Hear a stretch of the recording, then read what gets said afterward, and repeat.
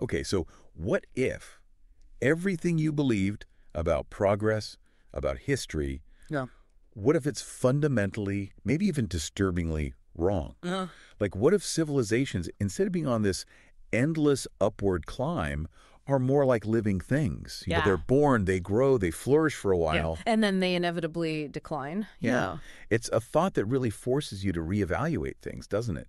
And it's precisely the core of Oswald Spengler's The Decline of the West. Hugely influential and definitely controversial. Oh, absolutely. Published right in the thick of it, 1918 and 1922, two volumes emerging from, the chaos of World War I.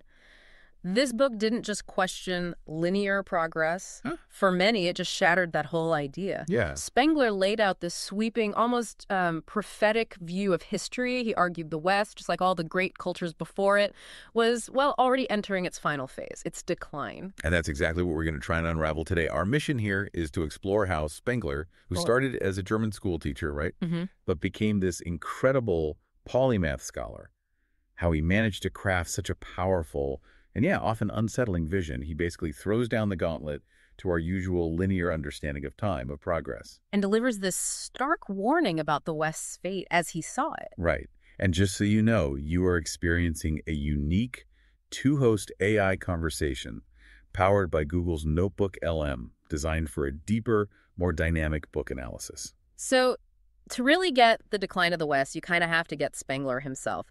And what's fascinating is he was an outsider. Yeah, you mentioned the school teacher part. No formal university job. Exactly. A polymath, definitely soaked up knowledge across fields, but no academic appointment.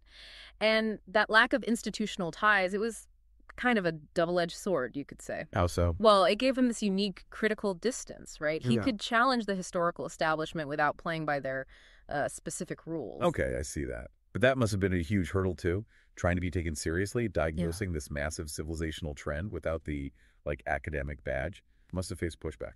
Oh, for sure. It definitely complicated his credibility, his ethos, as we'll get into, and the timing. You can't overstate it. Writing during and right after World War I. Yeah, imagine that. Europe's confidence just gone. This feeling of massive, almost geological change. Precisely. The shattered landscape, especially in post-war Germany, it was like the perfect, grim stage set for his ideas about inevitable decline. It gave his words this visceral weight. So who was he aiming this message at? Who was reading this in, say, 1920? Primarily, I'd say the intellectual, political, social elite.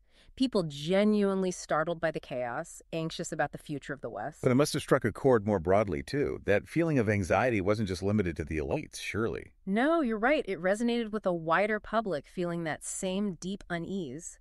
And then over time, scholars in philosophy, history, political science, they became a key secondary audience, grappling with these huge shifts. Okay, so let's get to the core of it. What was the seismic idea he dropped on this anxious world? It's bold, all right? His central idea is that all cultures follow these organic life cycles, just like a plant or an animal. Born, grow, die, that sort of thing. Pretty much. They're born, they grow, they flourish. That's the phase he calls culture with a capital C.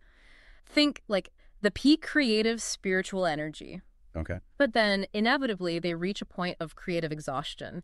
Things stagnate. They become rigid, expansive, materialistic, and that's the stage he labels civilization, also capitalized. And that shift from culture to civilization, that is the decline for him. Explicitly, yeah. Yeah. This isn't about progress getting stuck. It's about a predetermined life cycle ending. His purpose wasn't just to describe, it was to persuade, even provoke. He wanted people to swap naive optimism for a more sober reckoning with fate. A tough pill to swallow. Definitely. He's basically saying, recognize where we are in the cycle, understand the inevitable. And the way he writes it, Yeah. the tone, it's not just dry history, is it? Yeah. Not at all. It shifts. Sometimes it's this philosophical lament mourning what's passing. Other times it's full of these grand, sweeping analogies connecting totally different eras. And then there's this uncompromising, almost clinical severity. Like a doctor delivering bad news. Kind of, yeah. He uses this authoritative, often really poetic language. It feels grand, almost epic, evoking melancholy, but also this kind of awe at the scale of history he's painting. So his power wasn't just the idea itself, but how he sold it, how he argued, the rhetoric. Absolutely fundamental. Let's dig into that. His ethos, his credibility. How does an outsider build that? Good question. Well, partly through sheer volume, incredibly extensive references, world history, philosophy, art, math, science. He pulls from everywhere. Creating this impression of immense, almost overwhelming knowledge. Exactly. He doesn't just cite history, he kind of reconstructs it through his lens, finding parallels from ancient Egypt to classical Rome to modern Europe. It makes his cyclical theory feel universal, almost undeniable through the force of all these examples. And those bold predictions, the sweeping analogies, comparing Napoleon to Alexander the Great, for instance, that signals confidence, right? Like he's discovered the underlying pattern. He positions himself as this cultural diagnostician, like he's reading the symptoms of a dying civilization. But as we said, the non-academic thing, he must have had to constantly justify himself. He did. You see him justifying his hypothesis, his method, almost saying, look, I see the patterns others miss because I'm not stuck in the academic rut. It's a clever way to turn a potential weakness into a strength. Okay, so that's the credibility angle. Yeah. But he wasn't just appealing to the intellect, was he? There's a strong emotional pull, the pathos. Oh, hugely. He taps right into feelings of loss, nostalgia for a perceived past grandeur. When he talks about the West enters its winter, that's not just descriptive. It's designed to stir up despair, maybe resignation. That whole seasonal metaphor, spring, summer, autumn, winter, for a culture that's incredibly effective, isn't it? It really is. It makes this vast, impersonal, historical process feel personal, natural, inevitable, like the turning of the seasons. You can almost feel the chill he's describing. And he contrasts things, Yeah. right? Like the past vitality, he talks about the spirit that built cathedrals, the intense creativity, religious feeling, contrasts that with what he sees as modern cosmopolitan stagnation. Yes, exactly. And that contrast, it provokes a mix of emotions in the reader. Pride in the past, maybe regret for what's lost, and definitely a sense of dread about the winter to come. It's an emotional roller coaster. So we have the ethos, the pathos. Yeah. What about the logos, the logical argument? How does that hold up? Well, his logic rests heavily on analogy and what he calls morphology, the study of forms. He's mapping civilizational cycles onto biological ones. So less cause and effect logic, more pattern matching. Pretty much. He builds this complex comparative structure, cites examples from ancient China, Egypt, the classical world, finding parallels, like suggesting Napoleon is the Western version of Alexander the Great, or Caesar, these recurring archetypes playing out roles in different cultures. And in doing that, he directly attacks the standard way of thinking about history, that ancient medieval modern timeline. Right. He says that's just a Eurocentric artificial line. His organic cyclical theory is presented as the deeper, truer reality. But that reliance on analogy, that's powerful rhetoric, sure, but is it logically sound, empirically? That's the big critique, isn't it? It's incredibly ambitious, beautifully constructed in its own way, but relying on analogy rather than demonstrating clear causal links, it makes the argument powerful emotionally and conceptually, but vulnerable if you demand strict empirical proof. It feels more like a philosophical vision than, say, scientific history. And his language reflects that too. You mentioned poetic. Absolutely. It's formal, evocative. He coins these famous terms like Faustian culture for the West or Magian soul for Near Eastern cultures. He uses scientific-sounding words like morphology mixed with terms from art and myth. It creates this sense of deep, almost mystical insight. Sentence structure varies too. Yeah, you get these long, flowing, meditative sentences building up an idea, and then bam, a short, sharp aphorism that sounds like a final judgment. Structurally, then, how does he put it all together? He uses the chronological sequence of different cultures, mainly for comparison, but the argument itself is organized around those key analogies, those core patterns he sees. And repeats the cycle imagery constantly. Constantly, to reinforce that sense of inevitability. And juxtaposition is key, too, comparing modern Western world cities like Berlin or New York to ancient Rome or Babylon in their final stages. That really sharpens the feeling of decline he wants you to grasp. It's a masterclass in weaving argument and imagery together. Makes the decline feel almost tangible. Exactly. Let's go a bit deeper. Those metaphors. Culture as organism is the big one. It's the foundation. Everything stems from that. Cultures are born, they mature, they get old, they die. And the seasonal cycle, spring to winter, that just constantly echoes and reinforces this core metaphor. It's not just decoration, it's structural. And the allusions. He pulls in Plato, Caesar. Yeah, loads of historical and philosophical allusions. It broadens the scope, makes his argument feel like it's tapped into timeless truths. Referencing Plato's doubts about democracy or seeing Caesarism as this predictable end stage.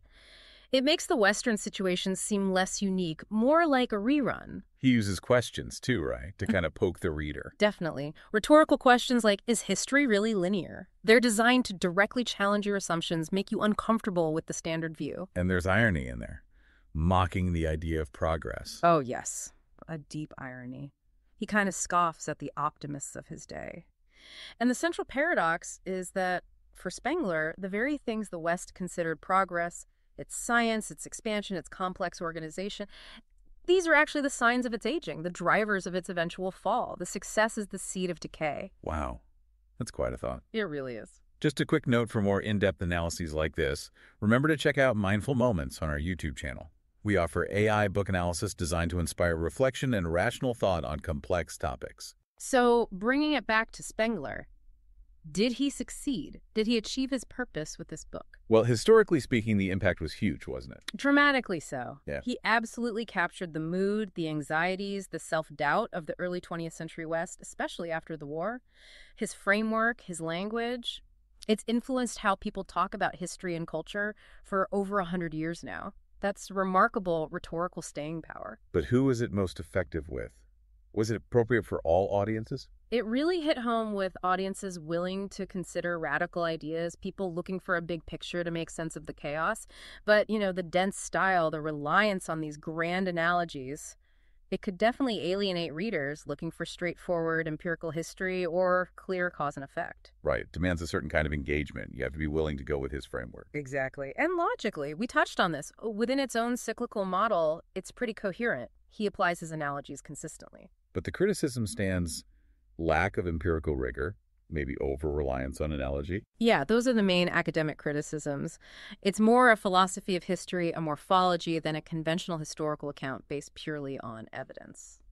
So, at the end of the day, the book's lasting power isn't necessarily about being factually right in every detail. Probably not. It's more about its myth-making quality, its ability to frame our whole civilizational experience within this grand, understandable, if tragic, cycle. The rhetorical choices, the analogies, the archetypes, the narrative, feel they make the decline a powerful story, almost independent of the historical facts. And his persona, the outsider prophet. Crucial. That was central to his ethos, how the book was received. He intentionally blurred the lines between history, philosophy, prophecy, even literature. And that's why it remains this controversial but absolutely enduring piece of Western thought. It really pushes on those tensions, doesn't it? Determinism versus our feeling of agency, pessimism versus hope. It absolutely does. It's meant to provoke, to make you grapple with those big questions. So to wrap up, Spengler's The Decline of the West. It's this incredibly compelling, deeply challenging vision of history.